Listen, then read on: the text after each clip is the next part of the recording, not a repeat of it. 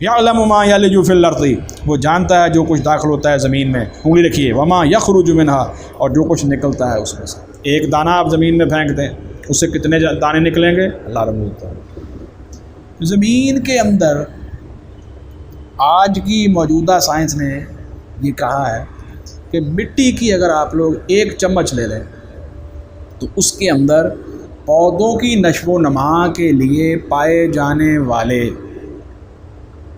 Environmental friendly جسے ہم کہتے ہیں، ماحولیاتی اعتبار سے جو دوستانہ بیکٹیریا ہیں، فائدہ مند بیکٹیریا ہیں، ان کی تعداد لاکھوں میں ہوتی ہے مٹی کی ایک چمچ میں، جو کیا کرتے ہیں، جن کا کام زمین کی زرخیزی کو بحال کرنا۔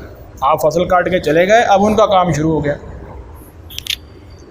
اب ان کا کام شروع ہو گیا۔ اچھا، یہ اللہ رب العزت کی ایک نا نظر آنے والی فوج ہے۔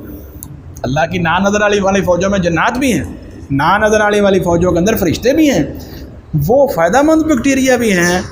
آپ نے فصل کاٹی، ابھی آپ نے کام نہیں شروع کیا، ابھی آپ نے ہل بھی چلانا ہے، اس میں آپ نے پانی دینا ہے، پھر ہل پھیرنا ہے، پھر سہاگا، پھر زمین کو نرم کرنا، لیکن اس سے پہلے وہ فوج کیا کرتی ہے، اس کی تیاری شروع کرتی ہے۔ اور ایک چمچ کو وہ مٹی کا اگر آپ لیں تو ان کی تعداد کیا ہے، لاکھوں میں۔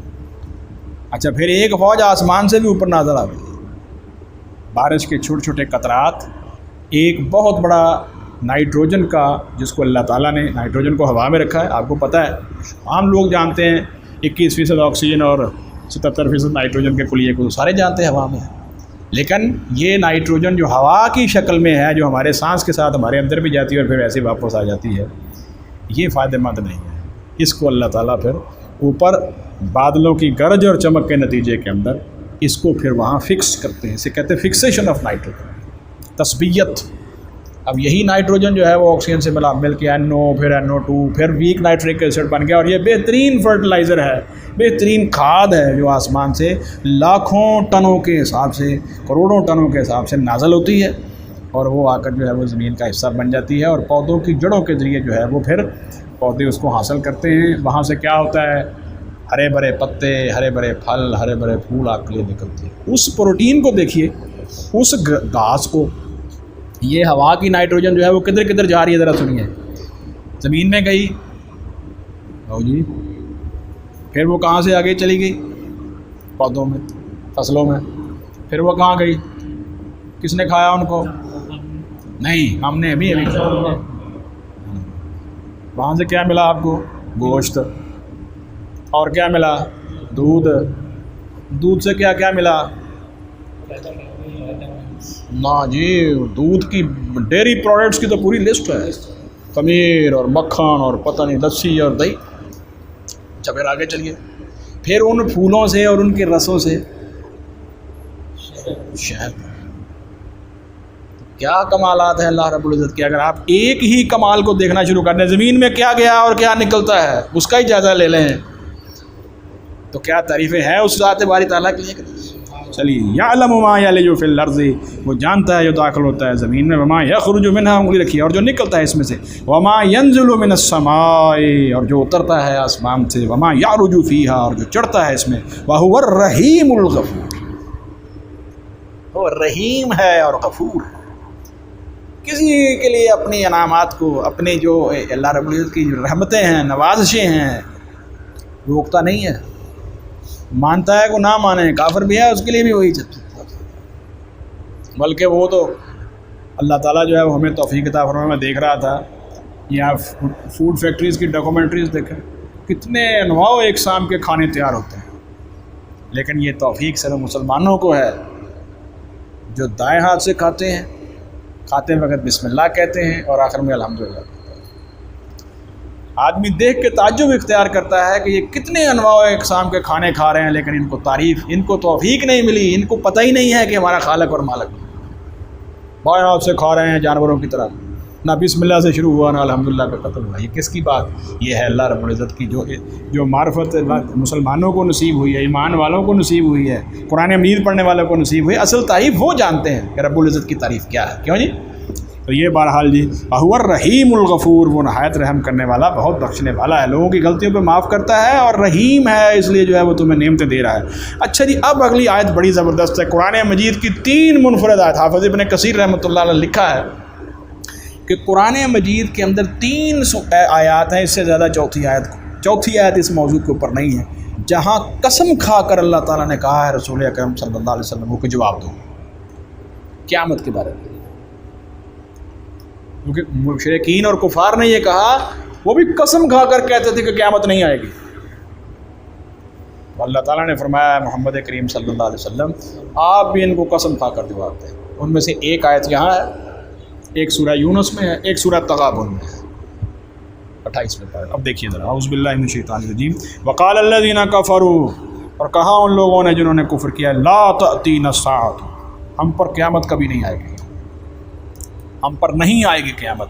قل، آپ کہہ دیجئے، بلا، کیوں نہیں، وربی، اور قسم ہے میرے رب کی، لتأتینکم، یقیناً وہ تم پر ضرور آئے گی، عالم الغیبی، اس رب کی طرف سے جو جاننے والا ہے غیب کا، اور لا یعزب عنہ، چھپی نہیں رہتے اس سے کوئی چیز، انگلی رکھیے دایاں ہاتھ، لا یعزب عنہ، چھپی نہیں رہتی اس سے کوئی چیز، مثقال ذرۃ، ایک ذرے کے برابر بھی، فی السماوات، آسمانوں میں، ولا فی الارض، اور نہ زمین میں، ولا اصغر من ذالک، اور نہ کوئی چیز چھوٹی اس سے، ولا اکبر، اور نہ بڑی، الا فی کتاب مبین، مگر کہ وہ واضح کتاب لوح محفوظ میں درج ہے۔ اچھا دیکھیے، یہاں جو قسم کھانے کے بعد ساتھ ہی اللہ تعالیٰ نے جو ہے وہ اپنے علم غیب کا تذکرہ فرمایا، اور اس کی پھر آگے وضاحت کر دی ہے کہ ایک چھوٹے سے چھوٹا ذرہ اور اس سے بھی چھوٹی چیز جو ہے اور اس سے بڑی چیز مجھ سے چھپی ہوئی نہیں ہے۔ یہ کیوں بیان کی ہے؟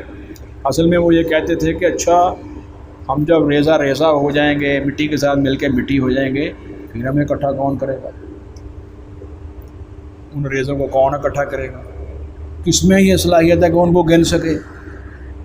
کہتے تھے نا وہ، اس کا جواب، اس کا اللہ پولیس نے جواب دے دیا۔ ٹھیک ہے جی، یہ ذہن میں رہے گی یہ آیت مبارکہ۔ وقال الذین کفروا لا تأتینا الساعۃ قل بلا وربی لتأتینکم، لام تاکید اور نون ثقیلہ کے ساتھ، ضرور، یقیناً ہم تم پر ضرور آئے گی، عالم الغیب، اس رب کی طرف سے جو جاننے والا ہے غیب کا، لا یعزب عنہ، چھپی نہیں رہتی اس سے کوئی چیز، مثقال ذرۃ، ایک ذرے کے برابر، فی السماوات، آسمانوں میں، ولا فی الارض، اور نہ زمین میں، ولا اصغر من ذالک، اور نہ کوئی چیز چھوٹی اس سے، ولا اکبر الا فی کتاب مبین، اور نہ بڑی مگر وہ واضح کتاب لوح محفوظ میں درج ہے۔ ڈاکٹر صاحب آپ ذرا جاگیے۔ اب جگانے کا مطلب یہ ہے کہ توجہ، کہ دیکھیے لوگ کسی زمانے میں کہتے تھے ذرے سے کوئی چھوٹی چیز ہے نہیں، جسے ایٹم کہتے تھے، تو قرآن مجید نے یہ بتا دیا اس سے اصغر بھی ہے، اس سے بھی چھوٹی چیز ہے۔ ثابت ہوا یا نہیں؟ اب تو بہت پورا ورلڈ ہے، نیوکلیس کے اندر 150 سے زیادہ ذرے ثابت ہو چکے، جن کو ثابت کر لیا گیا، جو ابھی نہیں پتہ ان کا اللہ بہتر جانتا ہے۔ پہلے کہتے تھے ایٹم لفظ کا مطلب ہی یہ تھا ناقابل تقسیم، لفظ رکھا ہی اس لیے گیا، یہ چھوٹے سے چھوٹا ذرہ ایسے آگے تقسیم نہیں ہے، لیکن آگے پتہ چلا کہ نہیں، الیکٹران ہے، پھر اس کے اندر وہ ارد گرد گھوم رہے ہیں، اور نیوکلیس کے اندر پروٹون ہے اور نیوٹرون ہے، بس پھر یہ پتہ چل گیا۔ پھر اس کے بعد اب تک نیوکلیر فزکس سب سے ایڈوانس ہوئی ہے، 150 سے زیادہ ذرات جو ہیں وہ اب تو ثابت ہو چکے ہیں، اور باقی کے اوپر تحقیق جاری ہے نیوکلیس کے اندر۔ اچھا پھر ایک بات دیکھیے، اللہ اکبر، باتیں جو ہے وہ ہو رہی ہیں درمیان میں سے، نیوکلیس کے اندر ساری پروٹونز ہیں، کیوں جی؟ اور پروٹون کے اوپر کون سا چارج ہوتا ہے؟ مثبت، اور سیم چارج جو ہے یہ کیا کرتا ہے؟ آپس میں ریپیل کرتا ہے۔ دیکھیے یہ بات تو سائنس کا اصول عام 9ویں 10ویں کے بچوں کو بھی پتہ ہے کہ اگر چارج مختلف ہوں تو وہ اٹریکٹ کرتے ہیں، مثبت اور منفی، اور سیم چارج کیا کرتے ہیں؟ ان کو ریپیل کرتے ہیں، وہ ریپیل کرتے ہیں، منفی کو ریپیل کرے گا، مثبت کو ریپیل کرے گا۔ اب نیوٹران کے اوپر تو کوئی چارج ہے ہی نہیں، سمجھ جناب ہے، اور پروٹون کے اوپر کون سا چارج ہے؟ مثبت، تو وہ نیوکلیس کے اندر سٹیبل کیسے ہیں؟ ان کے درمیان تو بہت زیادہ ریپلسو فورس ہے، بہت زیادہ قوت دفع ہے، تیز، اور وہ کتنی زیادہ ہے؟ ابھی کی مزداری کی بات ہے، وہ ہماری اس گریویٹیشنل پل سے، یہ جو ہماری یہ جیسے یعنی کہ قوت کشش ہے جس سے یہ ہم زمین کے اوپر بیٹھے ہیں، اسٹیبل ہیں، زمین نے ہمیں اپنی طرف کھینچ کے بٹھایا ہوا ہے نا، کیا خیال ہے؟ اس قوت کشش سے وہ 10 کی پاور 36 گنا زیادہ طاقتور ہے. یعنی قوت دفع جو ہے، ریپلسو فورس جسے ہم کہتے ہیں، وہ قوت کشش سے کتنی زیادہ ہے؟ 10 کی پاور 36 گنا. پھر اللہ رب العزت نے اتنی قوت دفع اور ریپلشن کے باوجود کہ وہ پارٹیکل ایک دوسرے کو جو ہے وہ دفع کر رہے ہیں، ان کو پھر بھی اپنی قدرت کاملہ سے، اپنے حکم سے وہاں پر جڑا ہوا. اب اتنی زیادہ قوت دفع رکھنے والے جو ذرات ہیں، ذرا سنیے، ان کو وہاں جوڑنے کے لیے طاقت کتنی لگائی گئی ہے. دیکھیے جتنی بھی دو چیزیں آپس میں قریب نہیں آ رہی، زبردستی ان کو وہاں اپنے وہاں روکا.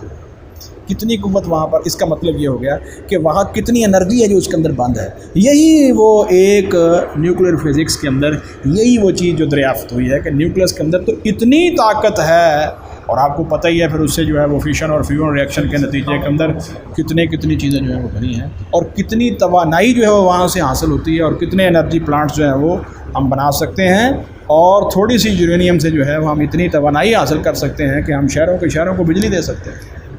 اللہ کہاں بند کیا ہوا ہے؟ ایٹم جو نظر نہیں آتا، ایٹم کے وہ نیوکلیس کو توڑتے ہیں، اسی سے ایٹم بم کا اتفاق ہوتا ہے.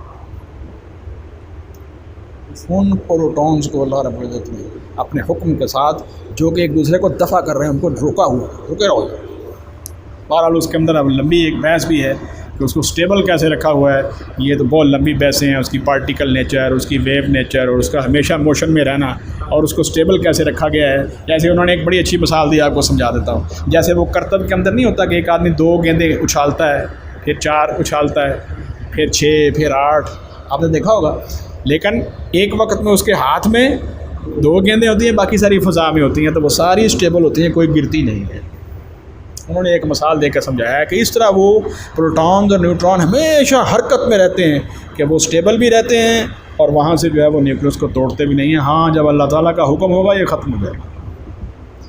بہرحال اللہ تعالیٰ ہمیں قرآن حکیم سمجھنے اور اس پر عمل کی توفیق عطا فرمائے. آج بات ہو رہی تھی چھوٹے ذرات کے اوپر، تو میں نے کہا چلیے اس کے اوپر تھوڑی سی ذرا ایک بات ہو جائے سائنٹیفک حوالے سے. تو وہ ویسے ضمناً ہے، قرآن مجید کو ذہن میں رکھیے، قرآن مجید کوئی سائنس کی کتاب نہیں ہے، اور نہ اس حوالے سے ہم اس کو پڑھتے ہیں. یہ اللہ تعالیٰ کی طرف سے ہدایت کی کتاب ہے. لیکن اللہ تعالیٰ نے کائنات کے اندر موجود سارے جتنے بھی بڑے بڑے عوامل ہیں، ان کا تذکرہ یہاں پر ہمارے سامنے اس لیے کیا ہے کہ ہم اس کے اوپر غور و فکر کریں اور اللہ رب العزت کو پہچانیں. اگر کسی آدمی کو اللہ رب العزت کی عظمت اور جلالت مل گئی اور اس کو پتہ چل گیا کہ یہ اللہ وحدہ لا شریک پر اس کا ایمان بن گیا، وہ کامیاب ہو گیا. یہ فرمایا قل بلا وربی لتأتینکم عالم الغیب لا یعزب عنہ مثقال ذرۃ فی السماوات ولا فی الارض ولا اصغر من ذلک ولا اکبر الا فی کتاب مبین. اب اسی قسم کے اوپر جو دوسری آیت مبارکہ ہے وہ سورہ یونس کی آیت نمبر 53 ہے. سورہ یونس قرآن حکیم کی 10 نمبر سورہ مبارکہ ہے، اور اس کی آیت مبارکہ نمبر 53 جو ہے اس کو بھی ذرا دیکھ لیجئے، جس کے اندر جو ہے وہ رسول اکرم صلی اللہ علیہ وآلہ وسلم کو قسم کھانے کا جو ہے وہ کہا گیا ہے.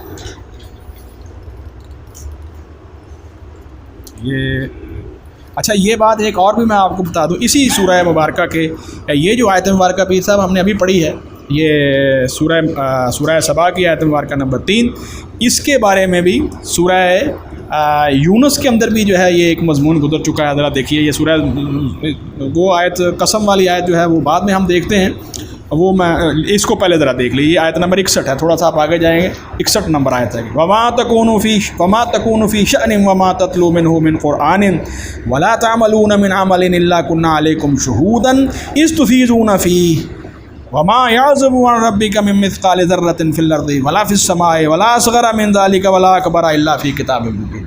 یہ سورہ یونس کے اندر آیت مبارکہ نمبر 61 جو ہے اس کے اندر اسی مضمون کو بھی دہرایا گیا ہے. مل گئی آپ کو سورہ 61 نمبر آیت؟ مل گئی.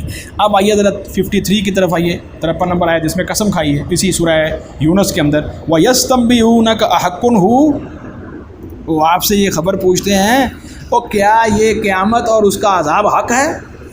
اے محمد کریم صلی اللہ علیہ وسلم آپ ذرا بتا دیجیے. قل، آپ کہہ دیجیے، ای، ہاں ہاں، یعنی نام ہاں ہاں، وربی، اور قسم ہے میرے رب کی، انہ لحق، بلا شبہ یقیناً یہ حق ہے. وما انتم بمعجزین، اور نہیں تم اللہ تعالیٰ کو عاجز کر سکتے، اللہ تعالیٰ کو تم عاجز بالکل نہیں کر سکتے. اس آیت مبارکہ کے اندر بھی قسم کھائی گئی ہے. ذہن میں رہے گی یہ.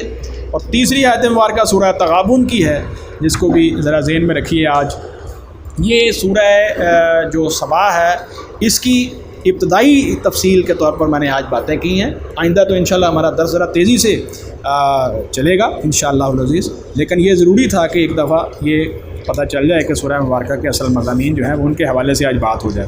سورہ تغابن جو ہے یہ سورہ المنافقون کے بعد 64 نمبر سورہ مبارکہ ہے 28ویں پارے کے اندر. اس میں بھی آپ ذرا دیکھیے، یہ اس کے اندر بھی قسم کھائی گئی ہے.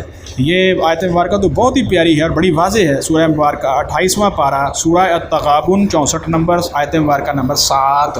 ذرا دیکھیے، زعم الذین کفروا ان لن یبعثوا، کافروں کا، یہ کفر کرنے والوں کا اور کافروں کا باطل عقیدہ یہ ہے ان لن یبعثوا کو انہیں ہرگز نہیں اٹھایا جائے گا. قل، آپ کہہ دیجئے، بلا کیوں نہیں، وربی، قسم ہے میرے رب کی، تبعثن، یقیناً تمہیں ضرور اٹھایا جائے گا، ثم لتنبؤن، اور یقیناً تمہیں ضرور خبر دی جائے گی، بما عملتم، جو تم نے عمل کیے ہیں، وذالک علی اللہ یسیر، اور یہ اللہ رب العزت پر بہت آسان ہے.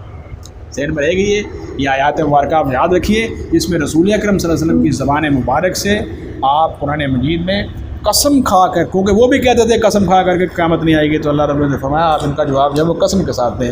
سورہ یونس میں آیت گزری ہے، سورہ سبا میں اور سورہ تغابن میں. اب چلیے، یہ قیامت آنے کا اب اللہ رب العزت فرماتے ہیں کہ ہوگا کیا. ذرا دیکھیے، وہ لام آ گیا، لام جسے کہتے ہیں جزا والا، بدلے والا. لیجزی الذین آمنوا، تاکہ وہ اللہ بدلہ دے ان لوگوں کو جو ایمان لائے، وعملوا الصالحات، انہوں نے عمل کیے نیک. اولئک لہم مغفرۃ ورزق کریم، یہ لوگ ان کے لیے ہیں عظیم بخشش ہے اور نہایت باعزت روزی ہے. یہ آیت مبارکہ نمبر 4 پر ہم پہنچ گئے ہیں. یعنی یہ قیامت جو آئے گی، اس کو غیر سنجیدہ معاملہ نہ سمجھو، اس کا نتیجہ نکلے گا. اور تم اپنے نتیجے کے طور پر یہ جو تم جو ہے وہ کبھی استہزاء کرتے ہو، کبھی مذاقاً حضور صلی اللہ علیہ وسلم کو کہتے ہو، اور یہ آگے مذاق ان کے جو ہیں اسی صورت میں بھی آئیں گے، اور کبھی کہتے ہو کہ ہمیں اس کی خبر دیں، وہ کب آئے گی، تو میں اس کو مذاق نہ سمجھو، یہ سنجیدہ معاملہ ہے. اور وہ لوگ جو ایمان لائے اور جنہوں نے نیک عمل کیے ہیں، ان کے لیے بڑی عظیم مغفرت ہے اور بہت ہی ورزق کریم، اور نہایت ہی باعزت جو ہے وہ روزی ہے. والذین سعوا، اور وہ لوگ جنہوں نے کوشش کی، فی آیاتنا، ہماری آیتوں میں، معاجزین، ہمیں عاجز کرنے کی، اولئک لہم عذاب من رجز علیم، یہ لوگ ہیں کہ ان کے لیے جو ہے وہ بدترین قسم کا نہایت ہی دردناک عذاب ہے. رجزن، بدترین قسم کا، علیم، بہت ہی جو ہے وہ دردناک عذاب ہوگا. وَيَرَى الَّذِينَ أُوتُوا الْعِلْمَ الَّذِي أُنزِلَ إِلَيْكَ مِن رَبِّكَ، وَيَرَى الَّذِينَ، اور دیکھتے ہیں، یقین رکھتے ہیں، الَّذِينَ، وہ لوگ، أُوتُوا الْعِلْمَ، جنہیں علم دیا گیا ہے. کون؟ اہل ایمان. کون؟ جو قرآن مجید کو حق سمجھنے والے. العلم، اس سے مراد کیا ہے؟ أُوتُوا الْعِلْم یہ نہیں ہے اور دنیا کے فلسفے اور منطق اور سائنس پڑھنے والے نہیں ہیں. ان میں سے بہت سارے ہیں جو گمراہ ہیں، اللہ معاف فرمائے. کوئی ہے جس کو اللہ نے توفیق دی ہے. یہ کون ہیں؟ جو بن دیکھے اللہ پر ایمان رکھتے ہیں اور قرآن کی حقانیت کو تسلیم کرتے ہیں. فرمایا وَيَرَى الَّذِينَ أُوتُوا الْعِلْمَ، اور یقین رکھتے ہیں وہ لوگ جنہیں دیا گیا ہے علم، الَّذِي أُنزِلَ إِلَيْكَ، کہ وہ جو نازل کیا گیا ہے آپ کی طرف، من ربک، آپ کے رب کی طرف سے، صلی اللہ علیہ وسلم، هو الحق، کہ وہی حق ہے. یہ اہل علم وہ ہیں جو آپ پر نازل ہونے والی کتاب اور وحی کو حق تسلیم کرتے ہیں. وہ کیا؟ وہ سمجھتے ہیں کہ یہ یقیناً حق ہے، جو ہے وہ آخرت. وَيَهْدِي إِلَىٰ صِرَاطِ الْعَزِيزِ الْحَمِيدِ، اور وہ ہدایت کرتا ہے اس راستے کی طرف جو نہایت غالب اور الحمید ہے، لائق حمد و ثنا ہے. اس سورہ مبارکہ کے اندر یہ حمید کا لفظ، الحمد کا لفظ جو ہے وہ آئے گا. وَقَالَ الَّذِينَ كَفَرُوا، اب آ گیا ان کا وہ اعتراض. وَقَالَ الَّذِينَ كَفَرُوا، اور ان لوگوں نے جنہوں نے کفر کیا، وہ کہتے ہیں، انہوں نے کہا، هَلْ نَدُلُّكُمْ، کیا ہم تمہیں خبر دیں، کیا ہم تمہیں رہنمائی کریں، علی رجل، ایک ایسے آدمی پر. دیکھیں رسول اکرم صلی اللہ علیہ وسلم کی ذات مبارکہ کی نعوذ باللہ، نعوذ باللہ، نعوذ باللہ تحقیر کر رہے ہیں. رسول نہیں کہہ رہے، نبی نہیں کہہ رہے، صادق امین نہیں کہہ رہے، کیا کہہ رہے ہیں؟ علی رجل، کیا ایک ایسے آدمی کی طرف ہم تمہاری رہنمائی کریں. ذرا توجہ کیجیے. یونبئکم، جو تمہیں خبر دیتا ہے، کیا کہتا ہے؟ اذا مزقتم، جب تم پارا پارا ہو جاؤ گے، ریزہ ریزہ ہو جاؤ گے، کل ممزقن، بالکل ہی پارے پارے کیے جانا، بالکل ہی باریک باریک جو ہے وہ تم جب ریزہ ریزہ ہو جاؤ گے قبر میں، انکم لفی خلق جدید، تو بلا شبہ تم یقیناً ایک نئی پیدائش میں ہو گئے، تمہیں جو ہے وہ پیدا کیا جائے گا. یہ ہمیں ایک ایسا شخص جو ہے وہ خبر دے رہا ہے. پھر نبی صلی اللہ علیہ وسلم کے بارے میں انہوں نے 2 باتیں کی ہیں، ذرا غور کیجیے. افطرا علی اللہ کاذبا، کیا اس نے اللہ تعالیٰ پر کوئی جھوٹ باندھ دیا ہے؟ یعنی یا تو یہ شخص اللہ تعالیٰ پر جان بوجھ کر جھوٹ باندھ رہا ہے، ام بھی جنتن، یا اسے کوئی جنون لاحق ہو گیا ہے، نعوذ باللہ من ذالک، اس کا دماغی توازن ٹھیک نہیں ہے، نعوذ باللہ من ذالک۔ کیوں؟ اس لیے کہ ان کی سمجھ میں نہیں آ رہی تھی کہ اتنے باریک ذروں کو اللہ تعالیٰ جوڑ کے پھر زندہ کر دیں گے۔ کیوں جی؟ فرمایا یا تو یہ شخص یعنی نبی پاک صلی اللہ علیہ وسلم کی ذات مبارکہ اللہ تعالیٰ پر جو ہے وہ جھوٹ باندھ رہے ہیں، یا یہ ہے کہ ان کو کوئی جنون لاحق ہو گئے۔ اللہ فرماتے ہیں نہیں، بل الذین لا یؤمنون بالآخرۃ، اب یہ نبی صلی اللہ علیہ وسلم کے بارے میں بھی انہوں نے دو باتیں کی ہیں، اللہ تعالیٰ نے بھی ان کے بارے میں دو ہی آگے باتیں کی، ذرا سنیے۔ بل الذین لا یؤمنون بالآخرۃ، نہیں بلکہ وہ لوگ جو ایمان رکھتے ہیں آخرت پر، فی العذاب، وہ عذاب میں ہوں گے، وَوَالضَّلَالِ الْبَعِيدِ، اور دور کی گمراہی میں پڑے ہوئے ہیں۔ یہ نبی پاک صلی اللہ علیہ وسلم پر جھوٹ کا الزام لگاتے ہیں، نہیں، اللہ کے رسول سچ بول رہے ہیں، بلکہ یہ جھٹلا کر جو ہے وہ عذاب کے مستحق بن رہے ہیں، اور اللہ کے رسول صلی اللہ علیہ وسلم کے بارے میں کہہ رہے ہیں کہ یہ جنون کا شکار ہے، نہیں، یہ جو ہے یہ ضلال بعید کے اندر پڑے ہوئے ہیں، یعنی بہت بڑی گمراہی کے اندر پڑے ہوئے ہیں۔ افلم یروا الی ما بین ایدیہم وما خلفہم، کیا پھر انہوں نے، یہ اب جو ہے وہ دلیل ہے قیامت کی، کیا پھر انہوں نے نہیں دیکھا الی ما بین ایدیہم، اس کی طرف جو ان کے آگے ہے، وما خلفہم، اور جو ان کے پیچھے ہے، من السماء والارض، آسمانوں اور زمین میں سے، تم جو ہے وہ پوری زمین کے اوپر سفر کر جاؤ، ذرا دکھاؤ تو مجھ کو، کبھی ایسا ہوا ہے کہ تمہارے سر پہ چھت آسمان کی نہ اور نیچے زمین نکل جائے؟ آگے پیچھے دائیں بائیں اوپر نیچے ماضی میں مستقبل، جہاں مرضی جو ہے وہ تم جو ہے وہ حرکت کرو، ہمیشہ کیا ہوگا؟ زمین نیچے ہوگی، آسمان اوپر ہوگا۔ اتنی بڑی جو ہے وہ اللہ تعالیٰ نے تمہارے سامنے مخلوق پیدا کر دی ہے، کیا وہ رب العزت جو ہے وہ تمہیں دوبارہ کھانے پر قادر نہیں ہے؟ افلم یروا الی ما بین ایدیہم، اور کیا پھر انہوں نے دیکھا نہیں اس کی طرف جو ان کے آگے ہے، وما خلفہم، اور جو ان کے پیچھے ہے، من السماء والارض، آسمان اور زمین میں سے، ان نشاء، اگر ہم چاہیں، نخسف بہم الارض، ہم دھنسا دیں ان کو زمین میں، کسی بھی وقت جو ہے وہ زمین پھٹے اور اس میں دھنس جائیں، او نسقط علیہم کسفا من السماء، یا ہم گرا دیں، او نسقط، یا ہم گرا دیں، علیہم ان پر، کسفا کچھ ٹکڑے، من السماء، آسمان سے، تو بتائیے بچ جاؤ گے تم؟ اس کا مطلب کیا ہے کہ اس رب العزت کی خاص فضل اور رحمت سے تو تم زندہ ہو، اور تم اللہ تعالیٰ کے بارے میں یہ کہہ رہے ہو کہ وہ زندہ نہیں کر سکتا، ہاں جی۔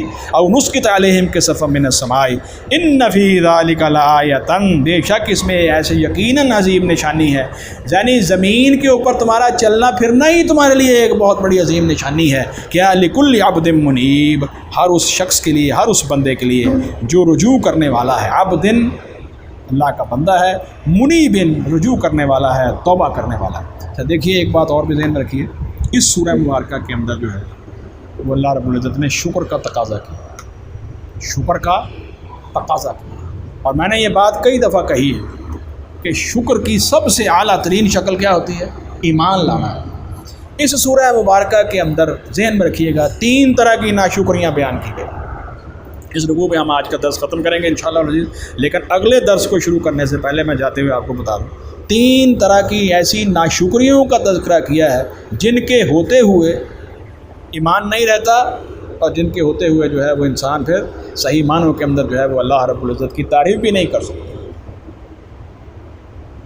ایک براہ راست کفر، سیدھا سیدھا انکار کرتا ہے، اس کو بھی اللہ تعالیٰ کی ذات نے کیا کہا ہے؟ کفر کہا ہے۔